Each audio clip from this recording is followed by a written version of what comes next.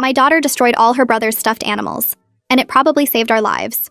I came home from grocery shopping to find 13-year-old Adrian in the living room, surrounded by the massacred remains of every single one of 2-year-old Bert's beloved toys, cotton stuffing everywhere like snow, fabric torn to shreds scattered across the carpet. Bert was screaming so hard his face was purple while my husband stood over Adrian shouting, "She's lost her mind," pointing at the destruction with a shaking finger. I was watching TV with Bert and she just started ripping apart every toy he owns like a psycho. I dropped the grocery bags and ran to pick up Bert, who was sobbing, trying to piece together his favorite teddy bear. "Adrian, what have you done?" She looked up at me with tears streaming down her face, holding something in her closed fist while my husband grabbed her hard enough to leave marks. "Bert put something shiny in his mouth," she shouted, yanking her hand away from her father. I asked him where he got it and he pointed at his teddy bear, and when I looked inside I found these. She opened her hand to show a diamond ring, a gold necklace, and several earrings. That's when my husband's face went from angry to a flash of panic. "You had no right to destroy his toys over some costume jewelry," he quickly stammered. "They were hidden inside the teddy bear," Adrian said, looking at me instead of her father, her voice trembling but determined. "Bert could have choked to death, and I saw Dad in here last week with his sewing kit saying he was fixing rips." My husband laughed, but it sounded forced.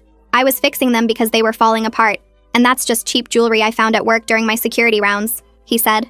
I picked up one of the destroyed bears and found a small, neat slit in the back that had been hand-sewn shut. The jewelry inside wasn't cheap, like he said. It was real diamonds catching the light. "You hid jewelry in our baby's toys?" I asked. "I was going to pawn it," my husband said quickly, but his voice was getting higher and sweat was beading on his forehead. "Extra money for the family. You know how tight things have been." The elephant had 3 rings, the rabbit had a bracelet and earrings, the dinosaur had a watch. Every single toy had something metal inside that could have killed Bert if he swallowed it, Adrian said. "You're being dramatic," my husband responded. "I made sure the holes were secure," he then stammered. "Why not just keep them in a drawer?" I asked, staring at jewelry scattered across the floor. "Why hide them in baby toys?"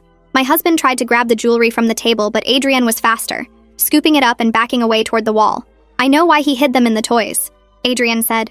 "Give those to me right now," my husband suddenly shot up, moving toward her with his hands outstretched. Adrian ran behind me, pressing against my back. "This necklace has an engraving," Adrian said, her voice shaking as she held up a silver chain that caught the light. "It says, 'To Ruby, love Mom,' on the back." "Who's Ruby?" I asked innocently.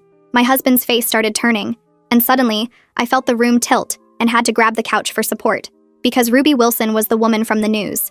She'd been found dead 3 weeks ago in the park near my husband's office, strangled with her jewelry missing.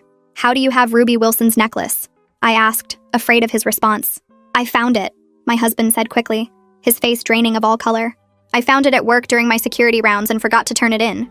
Ruby Wilson was killed 3 weeks ago," I said slowly, my voice